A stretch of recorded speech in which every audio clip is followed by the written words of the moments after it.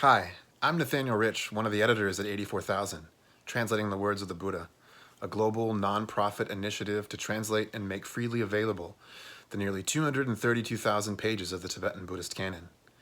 Today I have the privilege of sharing with you some insights on the second set of texts in our Sutras for Well-Being series, the dedication fulfilling all aspirations and the dedication protecting all beings. These two texts are short but sweet and quite unique. Even though they're included in the Kangyur, they're not actually called sutras, and they don't have the features typical of sutras, but nevertheless they were canonized as Buddha's speech. Actually, these are what we might call practice texts. As you read them, you'll see that the texts actually tell us that individual passages are to be recited 3 times. While these two texts are dedications, they're also prayers of confession and rejoicing, prayers of yearning for the Dharma and for every kind of happiness and well-being for all sentient beings.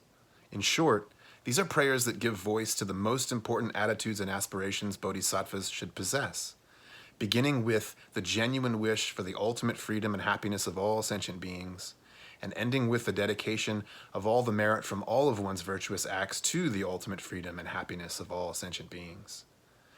So, particularly in these times of uncertainty, reciting these texts, reminding ourselves of the qualities of a bodhisattva's heart and mind, has the potential to ease our anxiety and strengthen our courage and resilience. It may seem strange that we're sharing 2 texts at once, but in our research we discovered that these 2 texts have always appeared together. And we also discovered that the dedication protecting all beings in particular is quite exceptional because of its previously unknown and unnoticed link to Lojong, or mind training. For contemporary scholars and practitioners in the Tibetan Buddhist lineages, there can be no more public teaching than the teachings on mind training, which were first brought to Tibet in the 11th century by the great Bengali saint Atisha.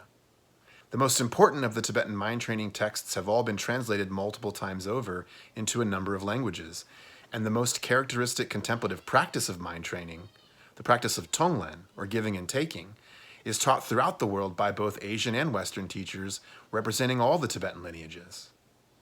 There's even a book about mind training by a well-known American Zen master. So it might come as a surprise to learn that when they were first being taught and transmitted in Tibet in the late 11th and early 12th centuries by Atisha's disciples and grand disciples, the mind training instructions are said to have been transmitted only in private, from master to disciple.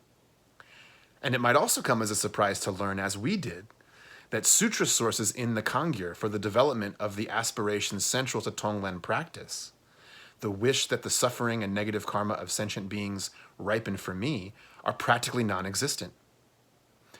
There's a story about the Kadampa Geshe Chekawa who, while searching for one who possessed the instructions on mind training, found himself at the feet of Geshe Sharawa, asking if there were scriptural sources for the mind training instructions. Geshe Sharawa replied that in Nagarjuna's Precious Garland, there are passages such as the line, "May their negative karma ripen upon me. May all my virtues ripen upon them." Exactly what we find in the dedication protecting all beings. Though the story continues, what's interesting here is that there was at least some doubt about the scriptural sources of the mind training teachings, the same ones that are now so widely taught. But that makes the dedication protecting all beings all the more remarkable, in that it could just as easily have provided Geshe Chekawa with the scriptural authority that he sought.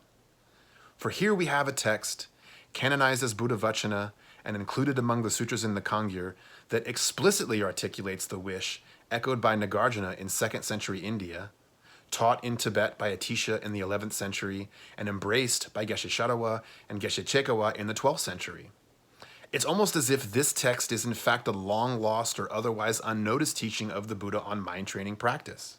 And now, for the first time, it's being made available by 84,000 for 21st century aspiring bodhisattvas around the world. So for me, this is an exciting revelation. It reminds us, scholars and practitioners alike, that the Kangyur is in very many ways an unexplored universe, and 84,000, in translating the entire Kangyur and making it freely available, is shining a light, as if for the first time, on teachings that I believe will speak directly to us when we encounter them in this way for the first time.